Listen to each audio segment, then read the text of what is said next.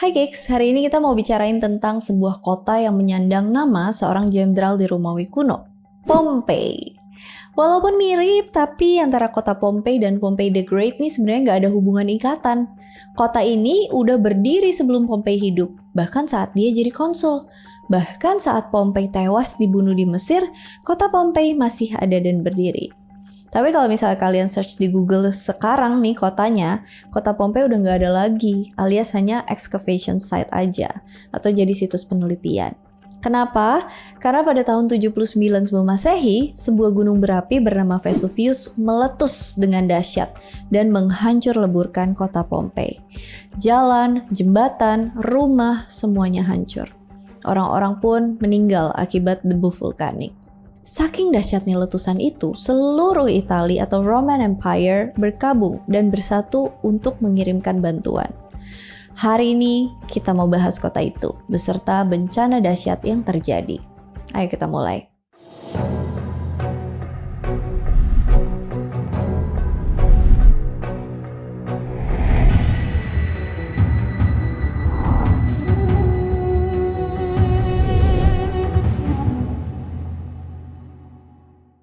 Pompei yang tenang. Sejarah kota Pompei dimulai ketika abad ke-8 sebelum Masehi. Sekumpulan orang bermarga Oscan di Italia Tengah mendirikan 5 buah desa. Kumpulan desa ini kemudian diberi nama Pompei. Kota Pompei terus berkembang. Kedatangan orang-orang dari seluruh Italia dan Yunani hingga tiba di era Kekaisaran Romawi. Kalian ingat dengan Sulla nggak? Diktator ini mengepung Pompei karena pada saat itu orang-orang Pompei itu nggak mau jadi bagian dari Kekaisaran Romawi.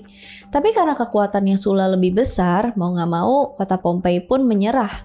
Dan sejak saat itu tahun 89 sebelum Masehi, Pompei secara resmi menjadi bagian dari Roman Empire. Kalau dilihat dari posisinya, Pompei ini berada di region Campania, dekat Teluk Naples atau Napoli, dan berada di kaki gunung Vesuvius. Kemudahan-kemudahan ini yang bikin Pompei jadi kota yang berkembang. Keberadaannya yang ada di dekat pantai bikin pedagang-pedagang tuh bisa jual beli dengan mudah. Apalagi ada sungai Sarno yang mengalir membelah kota Pompei. Pedagang pun bisa keluar masuk kota dengan lancar. Tapi yang paling penting adalah Gunung Vesuvius. Mungkin orang-orang Pompei juga nggak sadar, tapi keberadaan gunung berapi bikin tanah subur. Oleh karena itu, sumber makanan seperti gandum, sayuran, buah-buahan itu tumbuh subur di Pompei.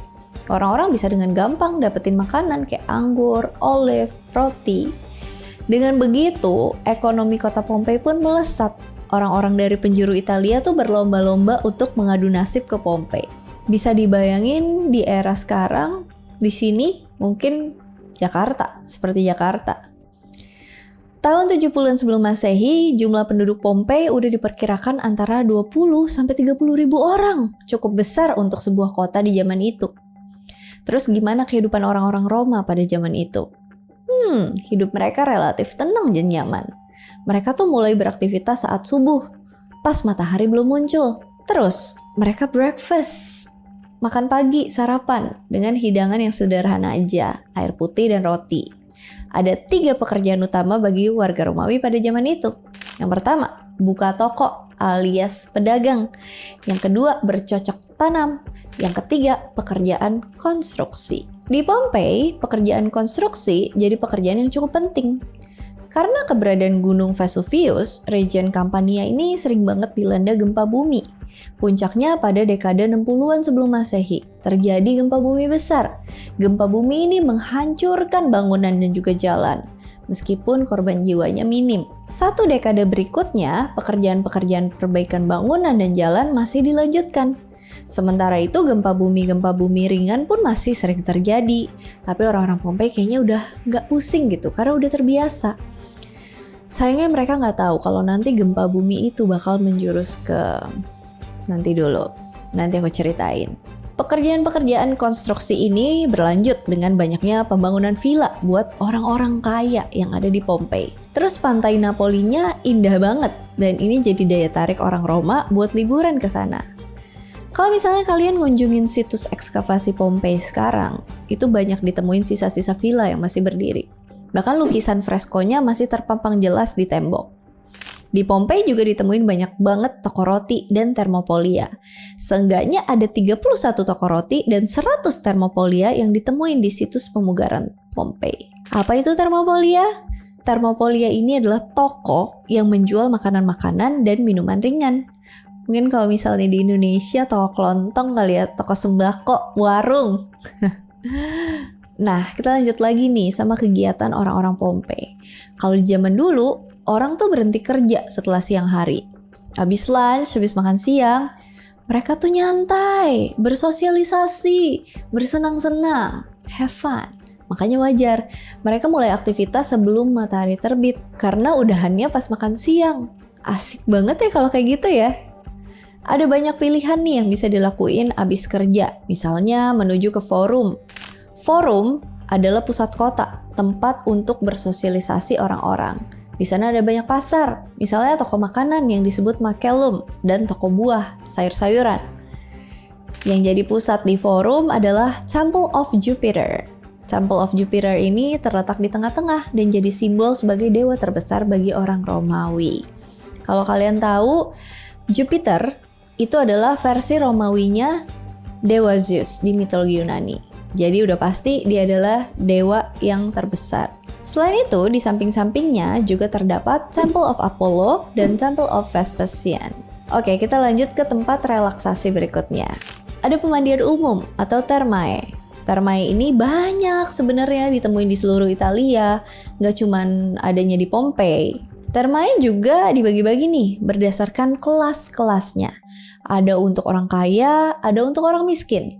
Biasanya untuk orang miskin digratisin biaya masuknya. Jenis airnya pun dibeda-bedain. Ada kamar kaldarium untuk air hangat, frigidarium untuk air dingin, dan tepidarium untuk relaksasi. Di termae ini juga jadi sarana nih buat orang-orang Roma bersosialisasi dan gosip satu sama lain. Air-air buat permandian ini dialirin melalui sebuah saluran bernama aqueduct yang jadi teknologi kebanggaan Roma saat itu. Selain itu ada juga air mancur umum, di mana airnya bisa diminum sama rakyat Roma secara gratis.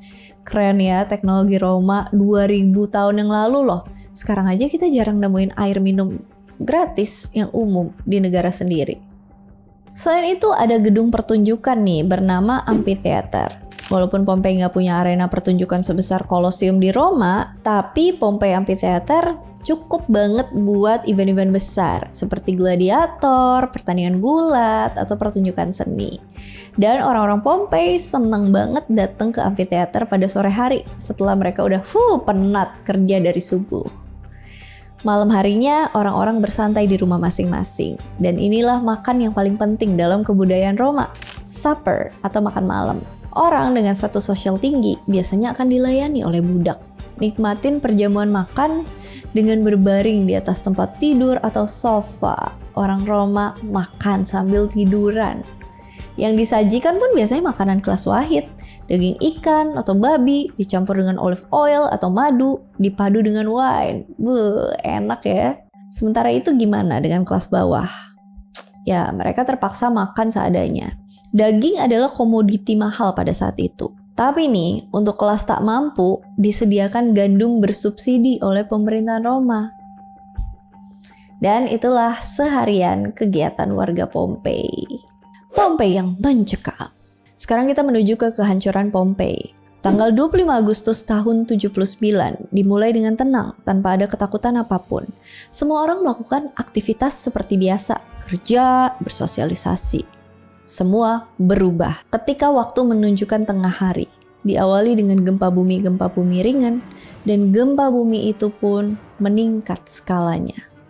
Bikin semua orang sadar bahwa gempa-gempa ini bukanlah yang biasa terjadi. Dan puncaknya, Gunung Vesuvius meletus. Dia menyemburkan debu panas dan abu vulkanik. Dari kejauhan, letusan itu berbentuk seperti pohon pinus. Gak cuma debu dan abu, dia juga menyemburkan batu-batu besar yang terlontar menuju Pompei. Batu-batu itu menghancurkan semuanya. Bangunan, jalan, bahkan membunuh orang-orang yang berlarian berusaha menyelamatkan diri. Bangunan yang hancur juga menambahkan malapetaka saat itu. Kota Pompei kan dipenuhi sama bangunan-bangunan berkolom besar ya, kayak kuil dan villa. Bikin semuanya tuh rentan rubuh. Orang-orang yang berada di bawah bangunan, of course mereka menemui ajalnya dengan cepat. Kisah sejarah meletusnya Gunung Vesuvius ini dicatat oleh seorang sejarawan bernama Pliny the Younger. Dia berada sekitar 30 km dari tempat kejadian. Begini kisah yang dia tuliskan. Awan dengan bentuk yang tidak wajar muncul di langit. Bentuknya seperti pohon pinus yang bercabang. Letusan itu berwarna putih namun kotor. Debu mulai berjatuhan dan semakin dekat, terasa semakin panas dan sesak. Batu-batu terapung, hitam dan terbakar berjatuhan dari langit. Semburan api mulai muncul di banyak tempat di Vesuvius. Gempa bumi menggetarkan bangunan, membuatnya terguncang ke sana kemari, seperti ada yang menarik dan mendorong. Saat malam datang, kami sama sekali tidak bisa duduk. Pikiran kami gelisah melihat langit dipenuhi awan gelap tanpa bulan dan tidak ada cahaya. Kamu bisa mendengar jeritan para ibu, teriakan anak-anak, dan seruan ayah-ayah. Beberapa memanggil anak mereka, beberapa memanggil orang tua, dan memanggil suami mereka. Berusaha untuk mengenal satu sama lain dengan balasan suara di dalam gelap. Beberapa sudah berharap untuk mati. Beberapa pasrah kepada takdir. Beberapa mengangkat tangan mereka kepada para dewa. Tapi hal yang paling menakutkan adalah bahwa dewa itu tidak ada. Dan akhir dunia sudah berada di hadapan mereka. Itulah kesaksian dari tulisan Pliny. Bisa dibayangin bahwa Pliny aja yang berada di tempat yang jauh bisa merasakan kekelaman yang terjadi di Pompei. Pliny the Younger punya seorang paman bernama Pliny the Elder yang juga adalah penulis tapi juga berbangkat militer. Pliny the Elder ngelihat dahsyatnya letusan Gunung Vesuvius dan dia dapat pesan minta tolong dari kota dekat Pompei. Dia pun segera menyiapkan beberapa kapal untuk evakuasi para penduduk Pompei.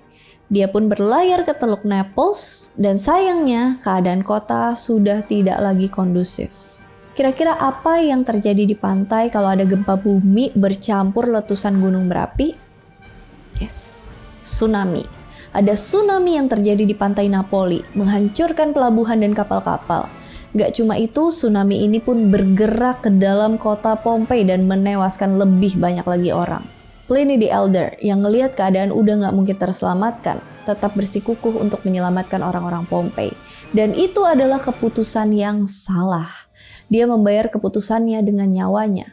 Balik lagi ke Pompei, keadaan sudah kacau balau. Bebatuan berjatuhan dari langit, api muncul di mana-mana, bangunan-bangunan mulai roboh, orang-orang mulai panik menyelamatkan diri. Tapi ini masih belum puncak dari bencana Gunung Vesuvius ini. Puncak derita warga Pompei terjadi ketika malam hari. Gunung Vesuvius yang berulang kali nyemburin bebatuan dan abu ke langit, kini akhirnya meletuskan ombak debu dan awan panas.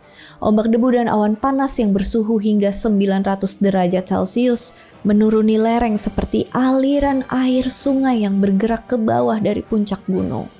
Tanpa butuh waktu lama, dia tiba di kota Pompei dan menutup seluruh kota. Maka celakalah mereka yang memilih untuk berlindung di rumah atau di balik bangunan. Awan panas ini tidak hanya mencekik mereka, tapi juga memberikan racun bagi rongga pernafasan. Tidak ada orang yang selamat dari musibah debu panas ini. Kejadian inilah yang benar-benar menghabiskan populasi Pompei. Semburan awan panas ini berlangsung semalaman. Hingga jam 6 pagi berikutnya, sudah terjadi hingga 4 kali semburan dan mengubur kota Pompei hingga ke atapnya. Dan habislah sudah. Pompei terkubur, membenamkan orang-orang serta bangunannya. Para ahli memperkirakan bahwa semburan-semburan awan dan debu panas itu masih berlanjut beberapa hari bahkan minggu ke depannya, tapi dengan skala yang lebih ringan. Dan pada akhirnya, semuanya pun selesai. Langit berangsur-angsur memutih, matahari kembali bersinar, Gunung Vesuvius selesai mengeluarkan abunya. Yang tersisa hanya kuburan kota Pompei, menyisakan pedih dan duka. Pompei sekarang. Sebenarnya letusan Gunung Vesuvius yang terjadi pada tahun 79 sebelum Masehi selain bencana tapi juga adalah berkah. Gunung Vesuvius hanya menyeburkan debu dan abu sehingga kota Pompei terkubur. Bayangkan jika Vesuvius memuncratkan lava, maka Pompei tidak akan berbekas. Penemuan Pompei di era modern dilakukan oleh seorang arsitek bernama Domenico Fontana dan penggalian dimulai tahun 1748 sampai sekarang. Pompei pun berubah menjadi sebuah situs ekskavasi. Dia jadi tempat belajar bagi para ilmuwan dan ironisnya, karena terkubur secara rapi, Pompei jadi peninggalan sejarah tentang kehidupan orang Roma 2000 tahun yang lalu. Kalau kita ke sana, kita bakalan banyak nemuin sisa-sisa peradaban rakyat dan bangunan rakyat Roma yang udah dipreservasi atau dilestarikan. Contohnya, sisa-sisa bangunan dan fresko. Beberapa masih dalam kondisi baik, bahkan masih bisa berfungsi. Contoh preservasi lainnya, tubuh-tubuh dalam plaster gips. Tubuh-tubuh terplaster gips adalah rakyat Pompei yang gak sempat nyelamatin diri dan terkubur debu vulkanik. Lama-kelamaan, organ dalam membusuk menyisakan deposit abu vulkanik di rangka mereka. Para ahli menemukan sekitar 1.400 tubuh seperti ini, menandakan bahwa korban mencapai angka ribuan. Tubuh-tubuh itu pun gak cuma manusia aja, tapi ada juga hewan seperti anjing. Sedih ya.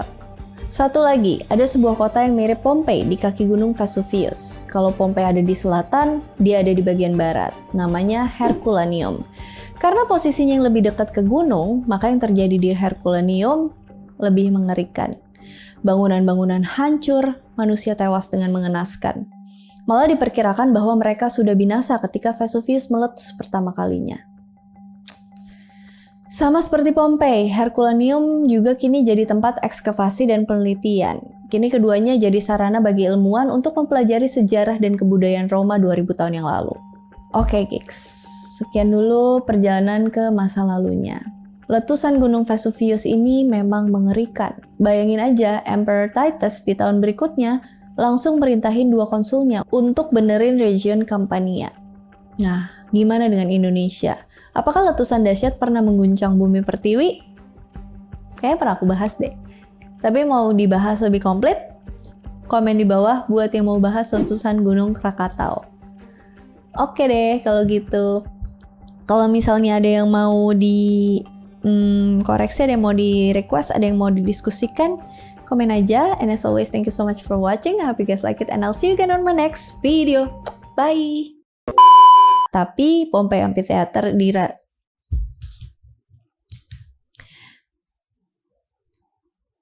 Pompei yang mencekam.